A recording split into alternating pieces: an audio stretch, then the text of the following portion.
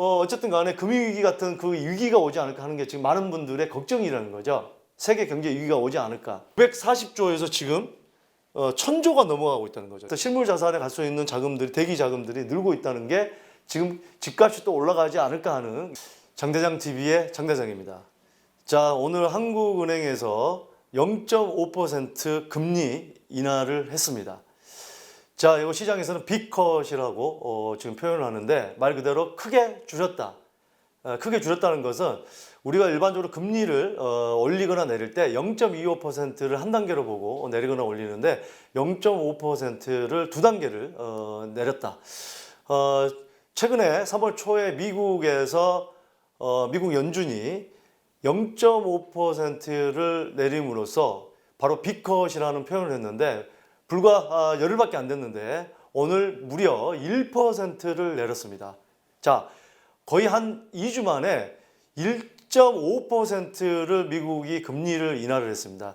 자, 그 이유는 지금 코로나발 경제 위기가 굉장히 심각하다고 생각을 하기 때문에 선제 방어를 하겠다. 좀 이런 의도가 강한 것 같습니다. 우리가 미국 같은 경우도 그렇지만 세계적인 금융위기 2008년도에 그런 금융위기를 겪어봤기 때문에 거기서 헤어나오기가 굉장히 힘들었죠. 우리나라도 마찬가지고 전 세계가 마찬가지였죠. 그래서 그런 어떤 학습 효과가 있지 않았나. 그래서 그렇게 어려워지기 전에 빨리 돈을 풀어서 이 돈이 소비가 돼서 경제를 살리려는 그런 의도인데, 자, 우리나라가 지금 0.5%를 인하를 함으로써 과연 지금 어떻게 될 것인지, 예, 지금 많은 분들은 이 코로나가 장기화되지 않겠느냐. 최근에 뭐 이탈리아라든지 미국이라든지 이 서방에서 확진자가 굉장히 늘어나면서 이거는 단기간에 잡을 수 있는 문제는 아니다.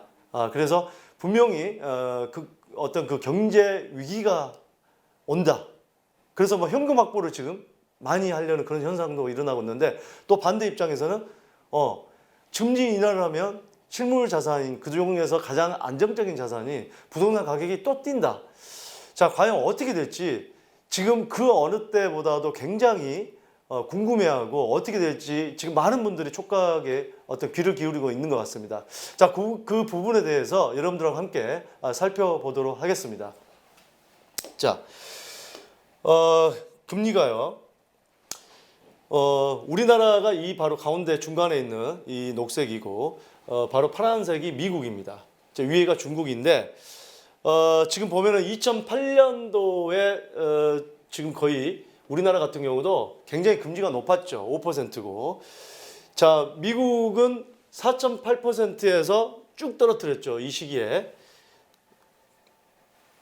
자, 이렇게 지금 거의 뭐 1.5%까지 떨어뜨렸으니까 무려 3.2%, 또 0.2%. 그러니까 이 2008년 12월까지 4.8%에서 0.25%라고 거의 4.67%를 떨어뜨렸습니다. 자, 우리도 그때 금융위기 때 이 시기에 2008년 10월, 11월, 12월 이 시기에 5%이던 게 한 4%까지 1% 떨어뜨리고 또 2%나 떨어뜨렸습니다. 2009년도까지. 예, 어마어마하게 떨어뜨렸죠. 자, 중국 보겠습니다. 중국은 금리가 7.5%였죠. 2007, 8년도에. 근데 이게 무려 5.31%까지 2.2%를 한 번에 이렇게 떨어뜨렸습니다. 그만큼 2008년 금융위기 때 경제가 굉장히 안 좋았다는 거죠. 이 보시면은 이렇게 많이 떨어뜨렸죠. 자, 최근에 이렇게 보면은요. 자, 미국이 지금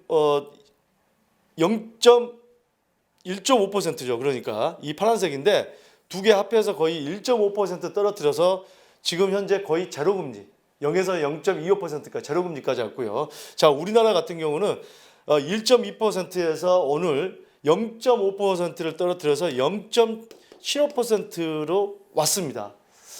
자, 이 금리가 저도 사실 오늘 은행에서 전화를 받고 금리가 떨어뜨리기 때문에 저도 적금을 조금 일부 넣어놓은 게 있었는데 바로 지금 만기가 됐던 거를 며칠 동안 지금 바빠서 그 연장을 안 해놨는데 빨리 전화가 와서 저도 지금 연장을 해놨는데 그래 봐야 지금 뭐 1.1% 적금도 이 정도 수준입니다.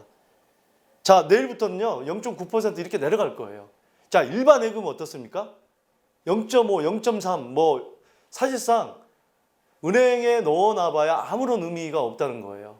예. 저 같은 경우도 뭐 1년짜리 이게 아니에요. 3개월 지금 묶어놓은 겁니다. 언제든지 투자할 곳이 있으면 가야 되는 그런 늘 준비. 저에게 있어서 적금은 어떤 금리로 돈을 벌기 위한 그런 적금이 아니고요.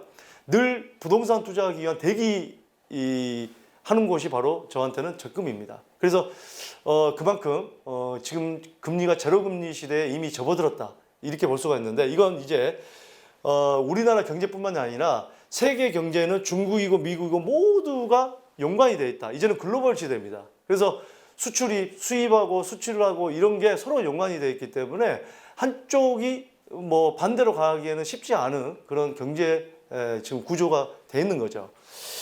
자, 그러면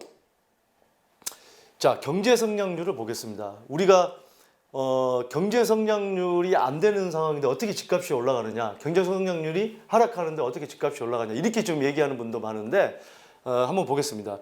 자, 우리나라가 이 지금 초록색인데 2007년도에 경제 성장률이 5.5%까지였는데 2010년에는 무려 6.5%까지도 올라갔습니다. 근데 지금 어떻습니까? 쭉 내려와서 2019년도에 2.13%, 올해는 사실상 한 2% 정도, 원래는 작년에 그 어떤 예측을 여러 기관들이 2% 수준에서 플러스 마이너스 좀 예측을 많이 했는데 지금 코로나 이 위기 때문에 1%도 쉽지 않겠다 이런 얘기가 나오는데 굉장히 안 좋은 상황이고요. 자, 미국 같은 경우 보면은 2007년도에 약 2% 미만이었다가 중간에 2010년도에 2.6%, 중간에 또 2.8%까지 내려왔다. 2016년도에 1.5로 떨어지다가 다시 이제 올라오면서 사실상 미국도 이때 이제 집값이 다시 지금 경제를 회복하고 성장을 했던 시기입니다. 자, 중국을 한번 볼까요? 야, 중국 대단합니다. 2006, 7년도에 무려 14% 정도의 경제 성장률을 이뤘다가 그때 금융위기에 뚝 떨어졌다가 중간에 10%를 회복을 했다가 자, 보시면 우리가 바우치라고 하는데 경제 성장률이 7%가 깨진 게 바로 2014, 15년 그 사이인데 그 6%대를 유지하면서 지금은 거의 6%대도 깨지고 있는 그런 상황입니다.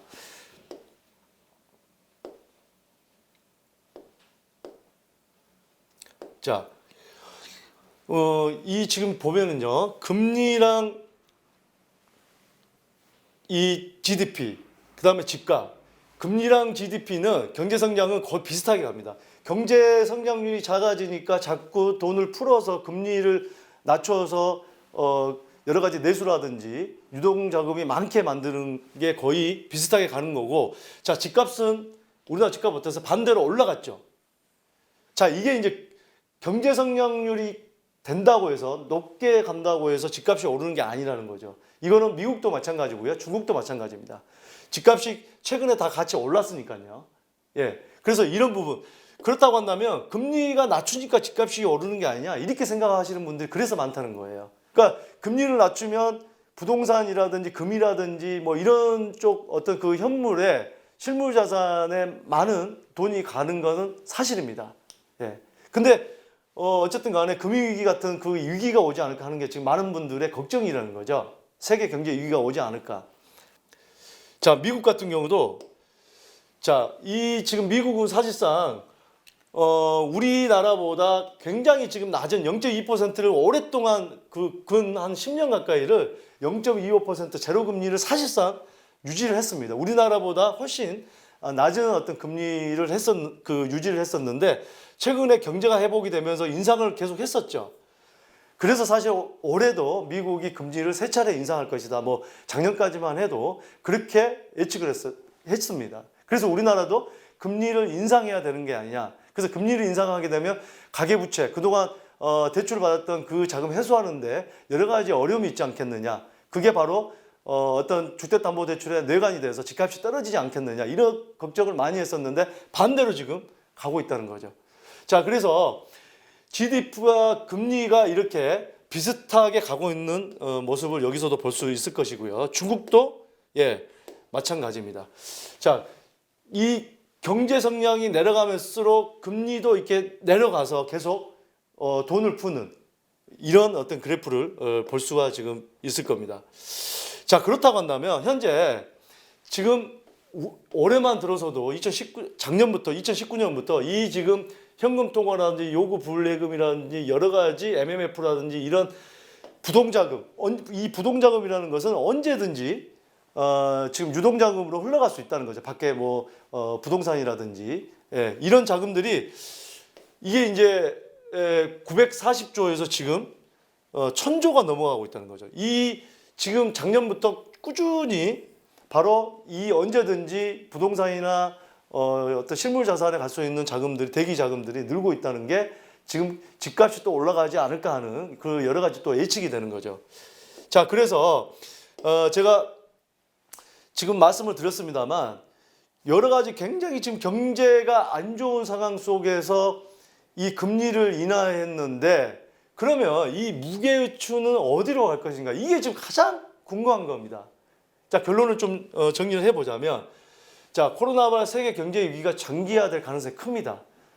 우리나라만 지금 굉장히 빠르게 또 확진자가 줄어들고 있고 지금 최근에 하루 평균 100명 이하로 확진자가 점점 감소 추세입니다만 이탈리아라든지 미국이라든지 이란이라든지 이 서방 국가에서는 엄청나게 지금 늘어나고 있기 때문에 수출의 의존도가 높은 우리나라가 과연 우리나라만 이런 그 코로나를 빨리 잡는다고 해서 과연 경제가 회복될 것이냐 여기에 대한 여러 가지 의문이 있는 거죠. 자, 이 부분을 봐야 될 것 같고 그래서 수출 의존도가 높은 경제라는 게 우리나라의 지금 여러 가지 어떤 약점이라는 거죠. 그래서 우리가 수출이 또 뭐 여러 가지 내수를 강화시켜야 되는 그런 부분에 대해서 늘 지금 여러 가지 고민하는 게 그런 부분 이거든요. 자, 그렇게 된다고 한다면 지금 뭐 무급휴가 보내고 벌써 파산하고 이런 기업들이 지금 나오고 있는데 그렇게 된다고 한다면 구조조정, 실업자 증가 굉장히 우리나라 경제에 안 좋은 영향을 미치겠죠.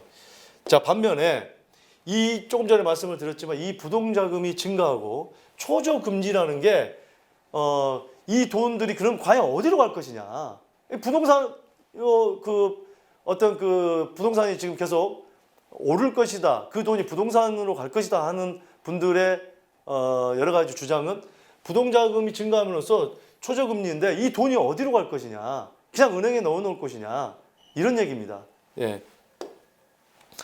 또, 자, 올해부터 토지 보상을 합니다만 올해 내년까지 해서 30조 원 정도가 보상이 된다고 합니다. 물론 모든 게 현금으로 가지는 않겠죠. 하지만 우리가 뭐 대토라든지 여러 가지 세제 혜택을 받기 위해서는 뭐 또 부동산으로 흘러가는 자금이 많을 것입니다. 그거는 팩트인데 그렇게 된다고 한다면 이 부동산을 사들이는 사람이 많을 텐데 과연 토지 이 보상을 받고 다 현금으로 그냥 은행에 넣어놓을 것이냐 그 부분도 한번 생각을 해볼 필요가 있다는 거죠.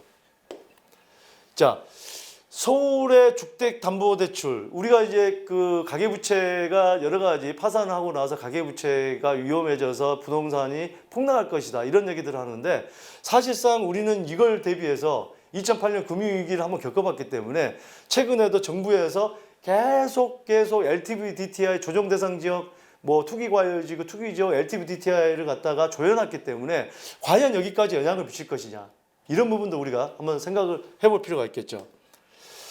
자, 그리고 이 부동자금에 대한 서울주택 수요는 꾸준하다는 거죠. 이게 이제 수요가 우리 모든 경제도 마찬가지입니다만 부동산도 수요가 받쳐주는 한 과연 이게 폭락을 할 것이냐.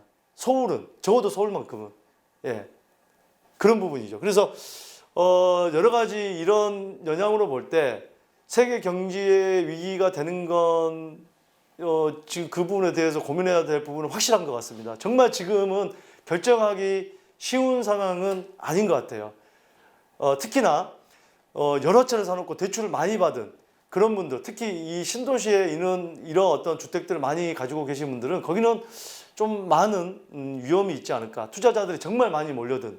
하지만 서울권 같은 경우는 뭐 양도세 중과라든지 여러 가지 아주 초기부터 2018년부터 거기에 대해서 관리가 들어갔기 때문에 특히 9억 이하의 이런 아파트들 9억 이상은 자금 조달 계획서에다가 15가지 증빙서를 제출해야 되기 때문에 아무래도 수요가 줄어들 수밖에 없지만 이런 9억 이하의 서울의 아파트도 수요는 있지 않을까 하는 게 저의 생각입니다. 하지만 사람들마다 본인 환경에 따라서 늘 다른 전략을 취해야 되기 때문에 그 부분에 대해서는 정말 많은 고민을 하고 실행에 옮겨야 될 것으로 보입니다. 자, 오늘 이 금리 인하가 어떤 영향을 미칠지 여러분들에게 도움이 많이 되셨길 바라겠고요. 저는 더 좋은 컨텐츠를 가지고 여러분들 찾아뵙겠습니다. 감사합니다.